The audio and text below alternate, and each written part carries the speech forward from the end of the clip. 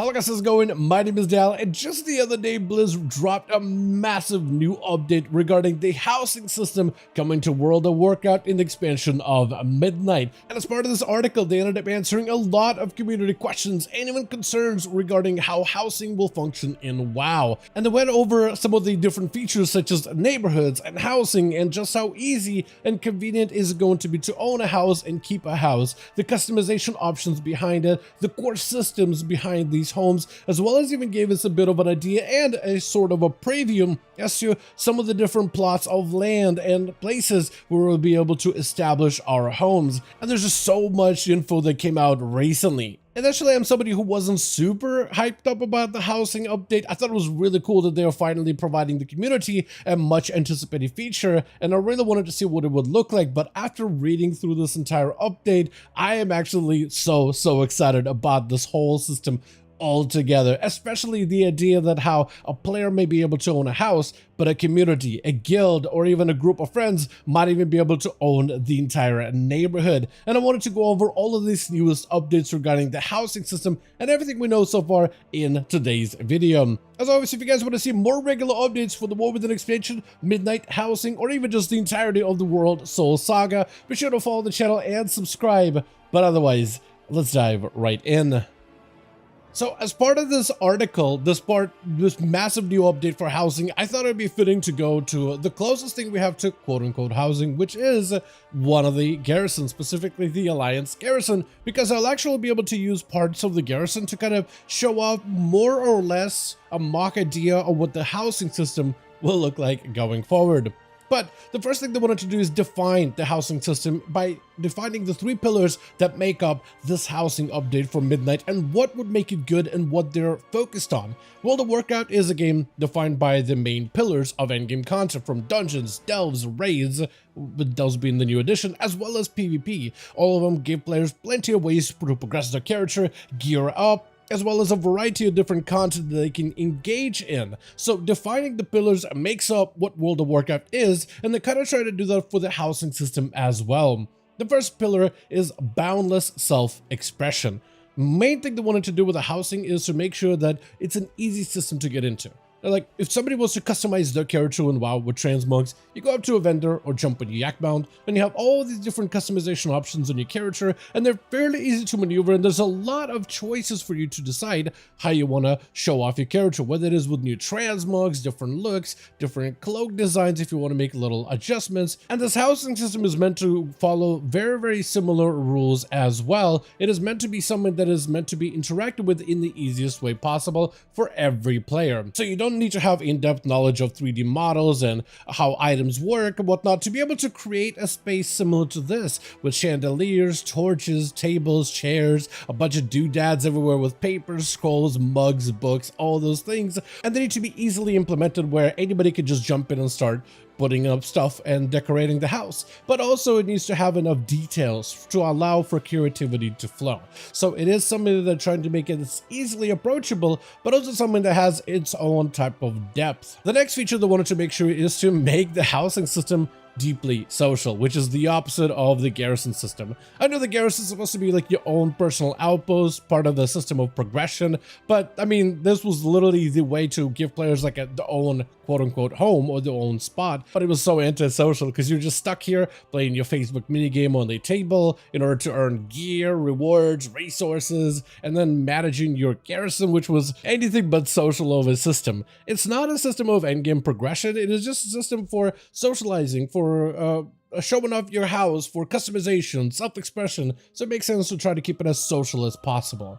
And the third pillar being long-lasting journey. Like, World of Warcraft itself as a game, it's never really finalized. There's always going to be the next patch, next update, more content. The housing is meant to evolve with the game, so it's not going to come in with every single feature available immediately, but rather they're going to set a set amount of features and then evolve those features and progress those features based on community feedback and make it part of evergreen features of endgame progression. Kind of like how we have the hero towns down the middle. When you hit a certain certain level, this is meant to be a system that continues forward throughout the World Soul Saga and assumingly beyond. So now that we get the details out of the way, they did go into more information as to how the housing system will work through a variety of things.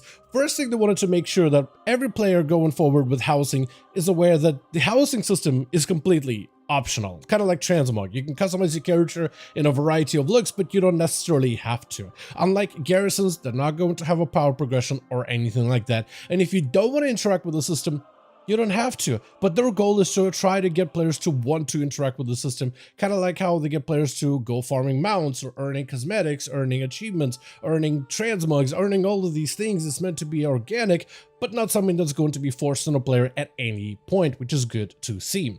And while this post does not quite go into what types of homes we will be able to get, as well as showing off those houses, they did go into a couple of starting points as part of this ever-growing evergreen feature. Is they're actually going to start out with two types of homes at the very beginning of this entire housing project. There's going to be two homes to begin with, one that is an alliance house, one that is a horde house, and they'll be adding more homes in the future, but right now they want to start small. Though that being said, the community's appetite is definitely going to be big, going to be ravenous. So I think maybe they're being a little bit too careful here, but at least they have some good reasoning for it. But the average Alliance house will be, I imagine, very, very similar to what we've seen in the Alliance Garrison. There'll be homes that'll be from regions like Elven Forest, Duskwood, or Westfall, and that's more or less where the neighborhood or the housing plots are going to be, in a region that looks very, very similar to the forests and the plains and the farmlands. The Horde side will actually have houses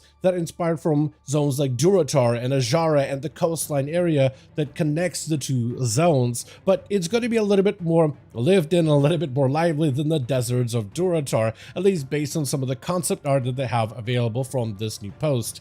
They wanted to first start off small by limiting the number of options players have at the very beginning, to make sure the players are not too spread out, as they're really trying to take those pillars of housing very, very seriously. And one of the pillars of deeply social systems of this housing system, if they have too many plots, the players are just going to scatter everywhere, and you may get yourself in a situation where players are so all over the place that you might find certain plots where there's just not as many players, so then it's not really as social as it can be. They would rather do extremely well with a handful of plots rather than do a mediocre job with too many plots, and to try to keep the social structures going. They are looking to expand on the system further down the line, and I understand why they're starting small, as they've done with all the other good features that the game has received, from the cross-faction benefit, where you can now play with members of the opposing faction for pre-made groups for PvP, dungeons, raids, delves, you name it, which has been generally wildly well accepted feature that allow players a huge swath of numbers of players to add towards their community, and so many more of a population to take advantage of when it comes to end game progression. But it was one of the systems that came out very, very slowly. They didn't immediately implement it, but nowadays just about everything is cross-factional. And I think that's going to be one of those features too, where they're trying to start small, but the community's ravenous appetite, I think they're going to end up pushing past it very, very quickly, and likely add even more plots really, really fast, at least based on community feedback. This post also goes into the customization of your house and how it'll function, not exactly in terms of the actual items you'll be able to customize in the house, because our imaginations can really run wild on all the different things we'll be able to customize, but they wanted to go into one of the more core issues that players and the community at large has had with this possible housing system. Just, is it going to be pay to win? They're adding a housing system, and there's a good opportunity they could just throw a bunch of all the best doodads and decorations on the store. So a lot of players are wondering, how will Blizzard approach it in regards to decorating your house, and just how much, if they're going to milk the player base with this much anticipated system. The way that they put in this post is they're going with a player first mentality rather than revenue first, which is really, really good to see. They're planning on adding hundreds and hundreds of customization options via in-game rewards, but also a smaller number of rewards on the cash shop as well. So the way I'm taking it is, it's basically like trading posts, where a huge, large variety of items you will be able to see on the trading post and buy on the trading post, but once in a while you may see a couple of mounts on the cash shop, as well as more trader standard for you to be able to unlock. So I assume stuff like this is most likely going to continue on and on. Personally, not a big fan of them putting stuff on the store. I just think when it comes to earning items in game, I have a lot more fun earning them through like a difficult task or a hard challenge. Like some of my favorite mounts, for example. I'm usually not a mount guy, but there are some mounts that I'm really proud of, like Sarang Spelltome, which you get for defeating difficult fights in the Mage Tower, which was super fun to get through. Or things like the Johnny mount, which is not necessarily a challenging achievement, but one that does last a long time and takes a little bit of commitment to really fully unlock. So I like being able to earn things through in-game activities because I find them more memorable compared to through the shop. So I do have my personal gripes with the store, but depending on how egregious it is going to be, if they treat it like the trading post, which I think has been, in my opinion, mostly successful, especially when it comes to the stuff that goes in the shop, but also stuff that's available in game, if they treat it more or less like that, then I think the house system might be just fine. That's what this one will really take time for us to really see what they mean in terms of this player first mentality and if they can truly deliver on it. Then the next part of this whole article actually is a little bit of a, not necessarily a jab at another game, but more like a nudge, a friendly little playful nudge at some of the different features that the housing system is going to have, answering players' questions. First of all, homes are not going to have insane costs or requirements to purchase it. They're meant to be as easily accessible as possible to most players. They also said no lotteries for any of the homes when it comes to trying to get a plot of land, as they want everyone to have access to a house, not just a handful of players. Also, you won't have upkeep on your home. So if, let's say, your sub lapses for any reason, maybe you can't play the game for a while, maybe you're getting busy, or you're waiting until the next expansion, maybe like towards the end of War Within, you're waiting for midnight, trying to think of like, I'm gonna save a couple of bucks, unsubscribe for a few months, come back in towards the new expansion. When you unsub, you still get to keep your house and your home won't get repossessed. Houses are also going to be sharded amongst your entire warband, which is exciting. So technically you can have an alliance house, but your orc character can fully utilize it completely. You will need to have a character of a certain faction to be able to purchase a house immediately. So you can't be playing an alliance main and purchase a horde house. You'll need to have a horde alt character to buy the house, but then all of your alliance characters can utilize it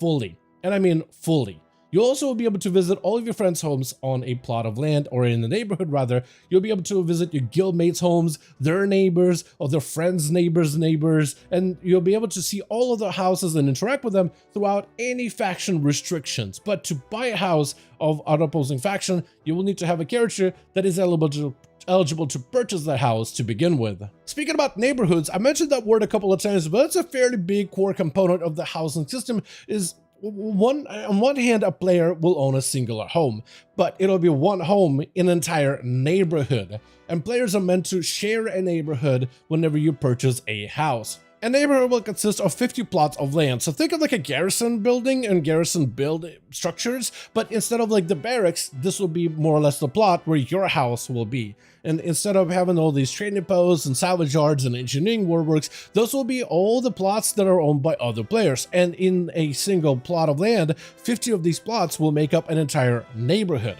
So you will see neighbors and you'll have neighbors in your plot of land. And these are instances that are meant to be shared and persistent. So let's say if you and a friend buy houses in the same neighborhood, if years after you still come back to that neighborhood, you should still be able to see your friend's house with all the decorations, and they're meant to last for a very long time. And there'll be two types of neighborhoods. There'll be public neighborhoods, which the game will create automatically on its own to maintain the social structure of this entire system. But you could also have private neighborhoods, which is the interesting part of this entire neighborhood system. Private neighborhoods are created by a group of friends or a guild to inhabit all on their own. And they will also be able to progress that neighborhood, customize it all together. So as a single player, as a solo player, you'll be able to customize and have access to a single house. Or as a guild, as a community, as a group of friends, you could just take a whole neighborhood and make it private. And at that point, that whole group has access to not only an entire house all on their own, but essentially they have access to the entire neighborhood itself to customize it. So you could either be a player owning a single home or a community owning an entire neighborhood, which is super exciting to me in terms of the ability to customize it completely. It almost sounds like an idea of guild halls, but not quite, because it's separate plots of land. But imagine if you could customize the plots of land. Like, you could have potentially a couple of homes look like they have watchtowers kind of in front of what this neighborhood might look like. A couple of these homes may have vendor stalls outside of them to make it look more like a lived-in experience. Maybe you can have an undead priest character and there's a graveyard in his backyard, as well as maybe a church-like building or something, just to add some thematic flair. And everybody could customize their homes to serve some kind of like this thematic role within that neighborhood. And that in particular, the neighborhood part, is what's really interesting to me, and I'm actually very excited to see what that may look like, and just how much customizability an entire group of players, whether a guild, whether a community, may have, and just what kind of creations can you make and how much customization can you have with an entire neighborhood, not just a house all on your own. But all in all, the entire system definitely does get me excited. I'm not somebody who usually gets into housing systems within other games on average. It's just never really been my thing. But everything they got going on so far, with the neighborhoods, the homes, the customizations, all the different options, and even the pillars of how they're trying to construct it, does get me a lot more excited and a lot more interested to see the actual product. Hopefully, I don't know, over the next few months, hopefully over the next few weeks or something. I'm hoping we see more leaks and previews, maybe around the time that we have the midnight reveal. But I'm definitely a lot more interested and a lot more excited into the housing system as of this newest update. As always though, I do want to thank all of you guys so much for watching this update, and I hope you guys did enjoy this video. If you did enjoy it or found it informative, go ahead and give it a like. I would very much appreciate it. Join our Discord community if you want to get more regular updates regarding the War Within expansion or anything future coming out when it comes to the World Soul Saga. Also, let me know your thoughts in the comments down below, and as always, I'll see all of you guys in the next one.